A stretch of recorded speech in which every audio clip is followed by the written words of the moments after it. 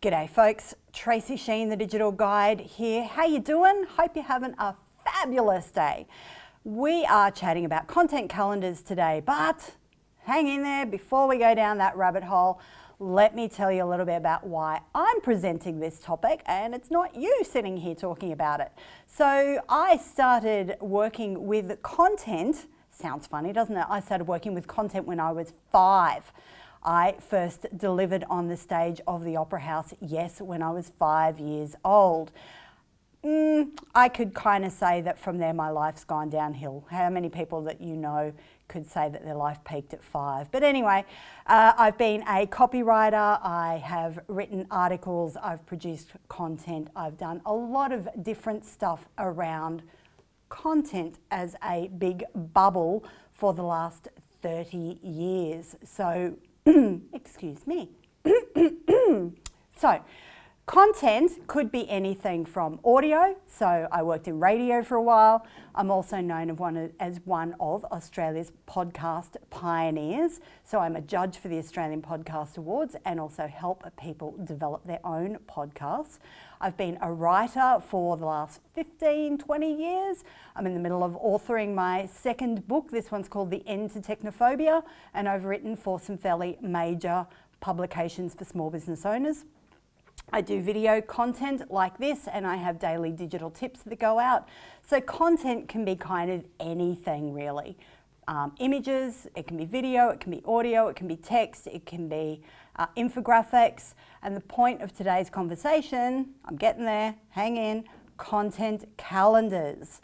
So one of the big things when I'm working with people is they kind of say to me, all right, so I've got to produce content, I get it, but how and where and like what do I do with it and how do I get it out there and how do I not end up spending hours and hours and hours and hours just creating content? And I get it, we can all spend far too much time just creating content for our business if we're not careful. So let's get started. So there's a guy called Leo Burnett who had one of, I don't think he's there anymore. I actually think the guy might have passed away. And if he hasn't, Leo, I'm really sorry. But he had an advertising agency and he really had this great line that's what helps people helps business. And that's the way I think of content. So for the next wee while that we're chatting, I want you to start to think about content as a way for you to help your people, whether it's new clients coming in, potential clients, maybe it's people that are just starting their research on your particular topic. But if you think about the content that you're creating as a way to help people, I will guarantee you it will help your business. Now, it's a bit like the Pantene ad. It may not happen overnight, but it will happen. So we're going to chat about how we actually go about creating content calendars. Now, there's 5 big questions, got it? 5 big questions that I need you to think about when you're going to create your content calendar. Now, the first one, excuse me, is who's your client? Now, this might sound kind of easy, but I'm talking about spending some time with some butcher's paper, some pretty coloured pens, maybe looking at your current client list and really thinking about who's your ideal client. We're all working with people that are maybe, let's be nice, paying the bills, but maybe they're not the people we really want to work with. So we've got to have a couple of different lists of clients. Who's our ideal client? Like if we had a bullseye in the middle of, and I really hope Tim doesn't superimpose a bullseye over me right now, just for, because he can. But if we're talking about bullseyes, who's that person? Who's that client right in the middle of the bullseye that you would like to be working with? It would be your absolute dream client. And I want you to get crystal clear on who that is. Are they male? Are they female? Are they 20s, 30s, 40s, 50s, 60s? Are they, have they got kids? Have they got a career? Are they a C-suite, you know, like a CEO or a CFO or a CMO? Or are they self-employed? Do they live in the country? Do they live metro? What kind of car do they drive? What do they watch? What do they read? What do they listen to? Now, why is all of this important?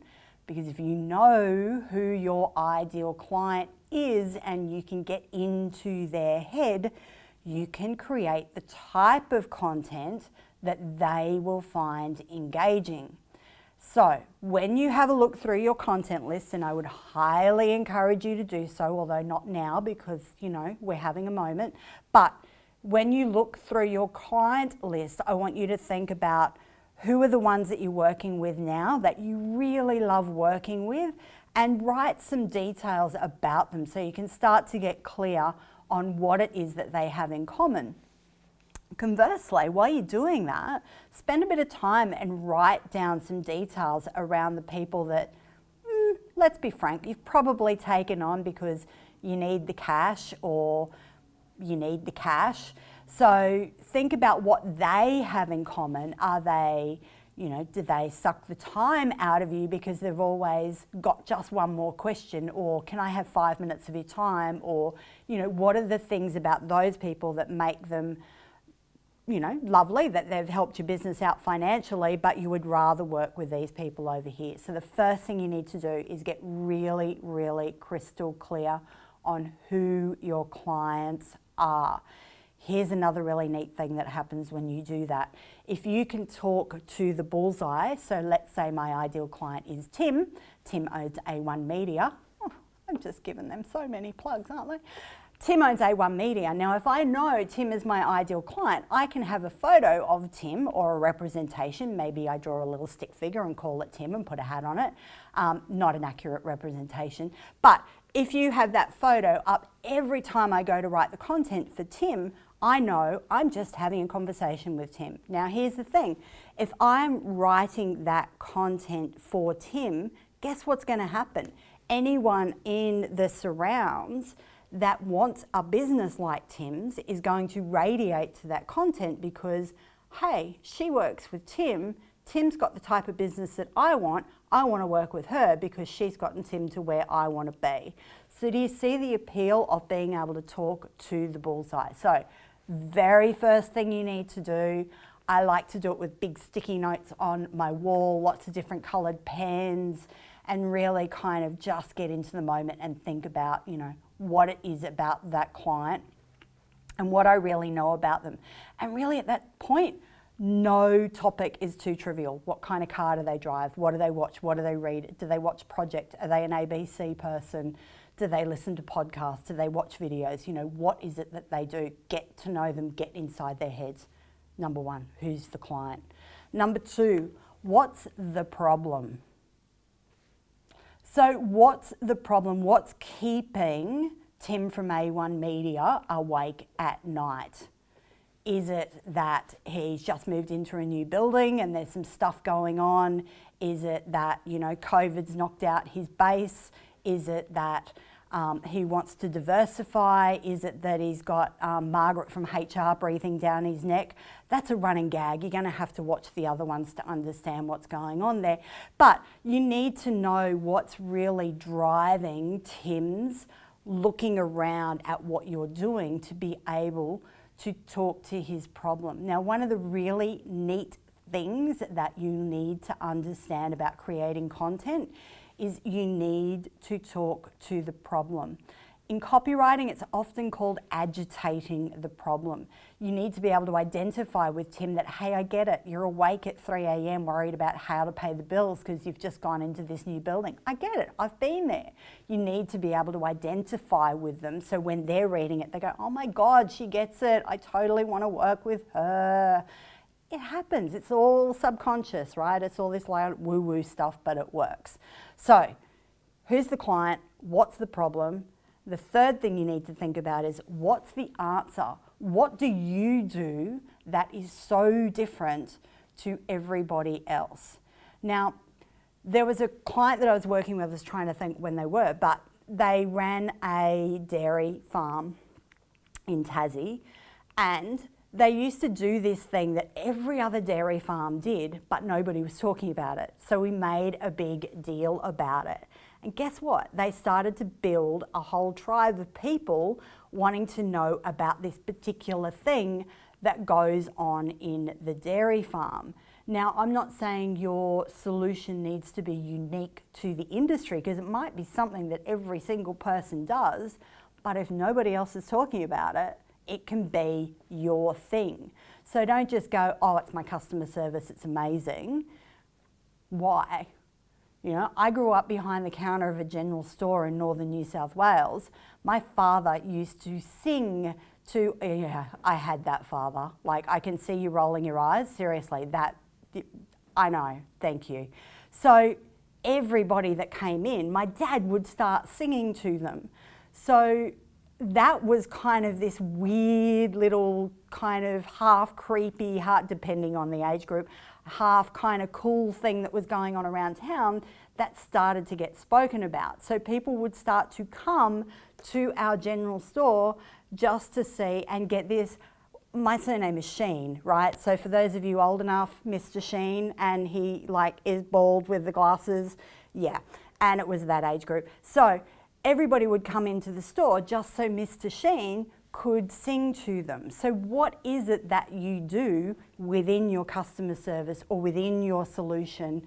You know, if you're an accountant and you say, I work with small businesses, that's great. Do you work with small businesses that specialise in trades? So I'm the small business accountant that only works with plumbers. Fantastic, we can work with that. Think about what that thing is that you want to be known for that makes you special with your clients. So number one, who's your client? Number two, what's their problem?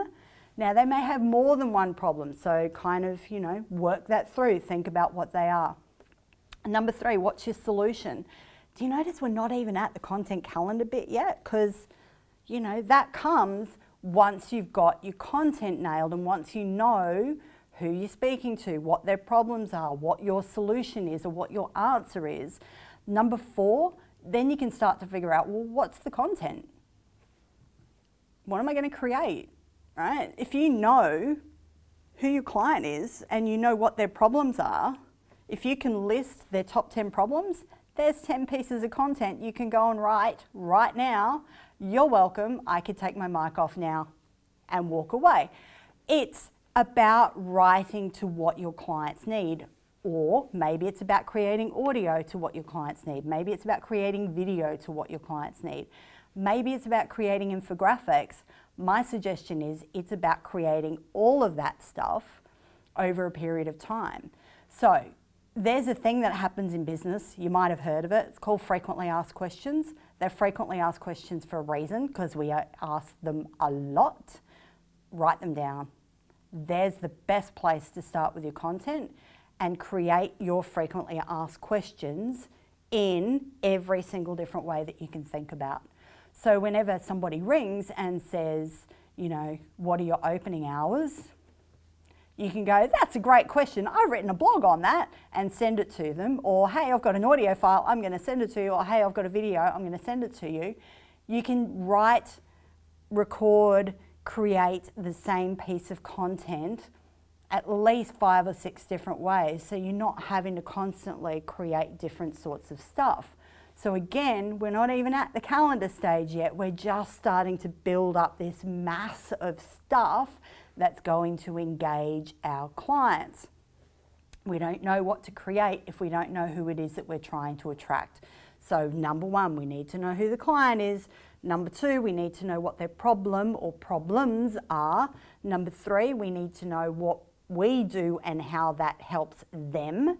And number four is we need to know what's the content. So how are we going to create that stuff that answers the question? The fifth one is then what's the platforms? Now this is where we start to talk about the calendars, but not quite yet, so just hang on. So platforms. If we've got audio, if we've got video, if we've got written content, we need to have a few different platforms. Now, there was a really cool piece of research done by Google back in 2011 that's still relevant today. I urge you to Google it. See what I did there? It's called ZMOT, Zero Moment of Truth. Now, what Google figured out is 7, 11, 4. They're your big numbers. 7 hours of content, 11, I've got my numbers confused here, 7, 11, 4. 4 platforms, 7 hours, 11 touch points. So you need to have enough content, written blogs, social media quotes, infographics, videos, audio, whatever that is, you need to have enough content that people can come in from different avenues and find you and have their problems answered in a way that speaks to them before they will buy with you. So, if you know who your client is, if you know what their problems are, if you know what your solution is, if you know how you're going to create that content, and if you know then what platforms you're going to use, now we can start to build a content calendar. You with me? So, if you're going to do video, you need a YouTube channel. Google own YouTube, they love video. If you're going to do audio, you need some kind of audio host. If you're going to do written content, you need to put that onto a blog on your website. You need to know your clients to know what social media platforms they're hanging out on. Please don't go and join TikTok if you're working with the grey nomads. Not going to work. Please don't go and join LinkedIn if you're working with 13 to 16-year-olds. Not going to work. You need to know where your people are hanging out, which is getting back to number one, know your client. You need to know where your people are hanging out in order to create the types of content and put it on the platforms that they're hanging out on. Now, one of the big questions that I get asked around social media is, can I share the same content just from my Facebook to my Instagram? Yes, you can. Don't do it. Why? Because if somebody's checking you out, chances are they're jumping from one platform to another. They're kind of bunny hopping on the day. So yes, you can use the same content, just don't do it on the same day. So if I'm creating a little content calendar, all I'm going to do, and this is trademark, no, seriously, go and do it yourself. Get a piece of paper, draw some grids like you're going to play Battleship. I really am very old, aren't I? So create some grids and write your different platforms down. Facebook, LinkedIn, YouTube, whatever they are, and then think about the content that you're creating, blog, infographic, video, whatever it is that you're comfortable with, and just start to plug it in. So if we're talking about our frequently asked questions, as an example, then we may have 10 frequently asked questions, and if you've decided that, hey, I can write a blog on that, yep, I can definitely record a quick audio grab on that, and yeah, I'm okay to, just get my iPhone out and record a quick video. Don't do that, speak to Tim at A1 Media. He'd do a much better job for you. But, anyway, grab your iPhone, you know what I mean. So, or Android, but I live in an Apple universe, so don't grab your Android because I can't help you. So get your phone out, you're going to record it, and you're going to write about it. Then you've got now Facebook, you've got a blog, you've got a YouTube channel, and you've got some bit of audio. So now all I'm doing on my little grid is going, okay, so I'm going to release that frequently asked question number 1 on YouTube on Monday, and I'm going to share it as a blog on the first Wednesday of every month, and I'm going to share it to my Facebook page on Friday. Perfect. We've now got the startings of a content calendar. We want to plug in some stuff that's going to happen day to day. So Moreton Bay has, a big tourism expo or something, or a big small business expo, then we want to be making sure that we're talking about that in the lead up. So, hey guys, I'm going to be at the small business expo on insert date at insert place. We want to make sure in the lead up to that event that we're talking about that and we're putting it into our calendar so we know how many times we're talking about it. If you've created a blog or a video, here's a real handy trick. Don't just share it once and put it in the drawer. It's on the third share that you will get the most views. I don't know why, it just is. Like, I can't even begin to tell you why, but in 30 years of doing this, I can tell you over and over and over again, it's on the third time I share that blog or that video or that audio podcast episode that it will get the most shares, the most views, the most listens. So if you release your blog on the first Wednesday of every month, maybe on the third Thursday of every month, you're going to share the blog from 2 months ago and go, hey guys, you might not have seen this, just want to make sure that you've caught up with this thing that we're doing now, which is really cool. So you have repeat offenders then in terms of your content that you can share, and depending on your frequently asked questions, you may need to update them every 6 or 12 months. If you've released a new product or a new service, that creates a whole raft of new content as well. So your content calendar does not have to be anything more daunting than an Excel spreadsheet or a Word document or a piece of paper with some grids, your platforms that you plan on using, YouTube, website, social media, whatever they are, the types of content that you plan on using. So let's say our 5 frequently asked questions, write them down and then plug them in. That's it. That's a content calendar. Do you know how many people spend tens of thousands of dollars going to university to figure that out? Just do that. It's really, really quite simple, and don't get caught up in, oh, I have to release so much content per week. Rubbish. Here's the thing, your social media, any platform you use for your social media, if you are not paying to play, as in you're not running Facebook ads or you're not doing a LinkedIn advertising or whatever, the chances of your content being seen organically is less than 3% on Facebook. So if you have 100 people that follow your Facebook page, less than 3 people, unless they're engaged, are going to see that post. So don't be afraid to reshare your content. They're not seeing it, they're not getting bored with it. Just don't share it on the same day across the different platforms. It gives you a bunch of extra stuff to work with. So really simple grid allows you to then start mapping out and figuring out what days are giving you the best responses. So if you can't commit to posting every day on Facebook, that's okay. Cut yourself some slack.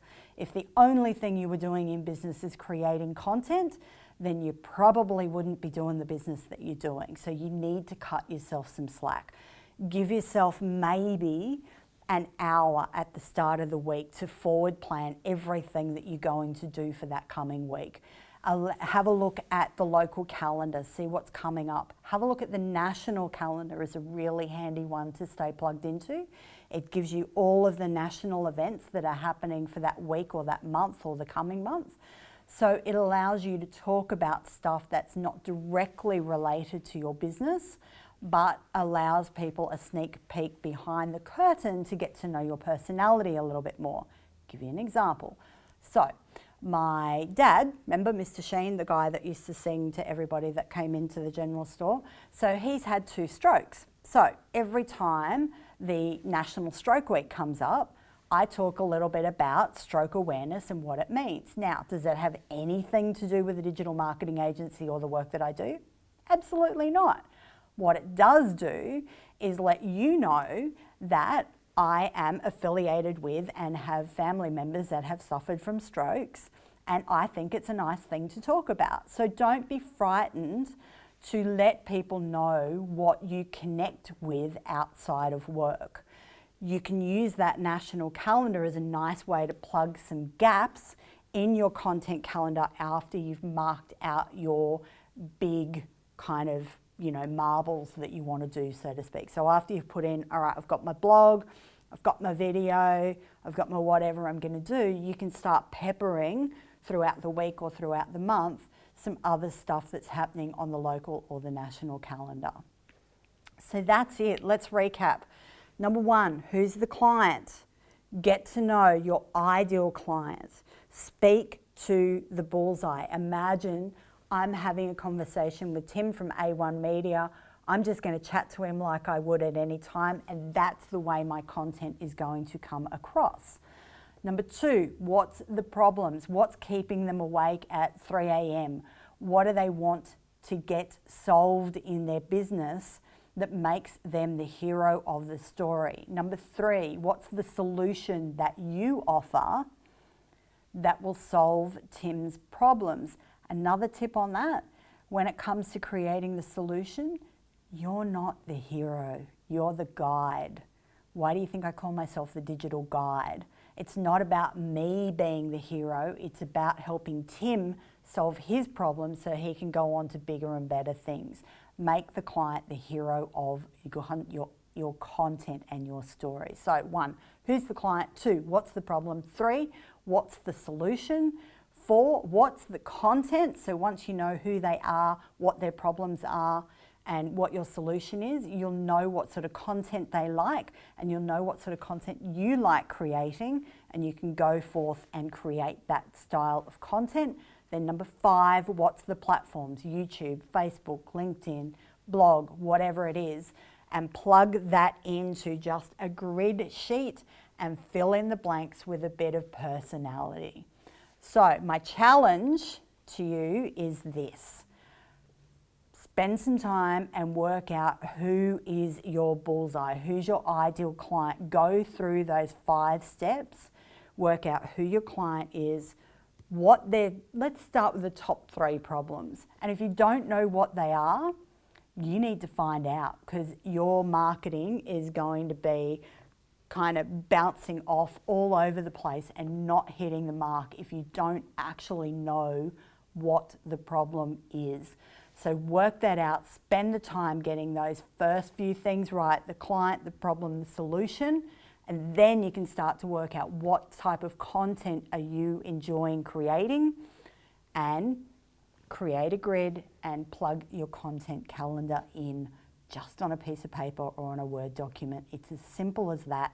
Have fun with it. Inject a little personality. Don't be frightened to let people behind the curtain. People buy from people. Have fun.